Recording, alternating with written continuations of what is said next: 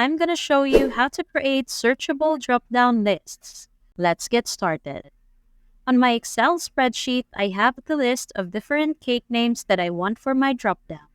In order to help make this list dynamic for the drop-down, I'm going to format it as a table.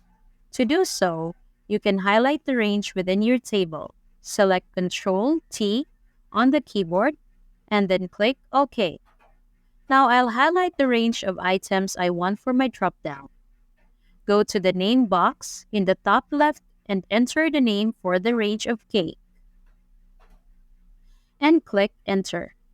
Now to enter my dropdown, I'll click the cell where I want the dropdown to appear. Go to the Data tab at the top and select Data Validation. In the Allow dropdown, I'll select Lists. And for the source, I'll enter equals cake, which was the name of my table range, and click OK. Now when I open up the dropdown, you'll notice all of my items are listed.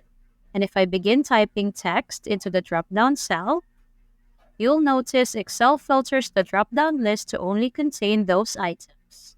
The reason we formatted our list of cake names as a table is so that if I enter a new cake name, in this case, I'll enter cake example and head back to my drop-down list, you'll notice the list has dynamically updated.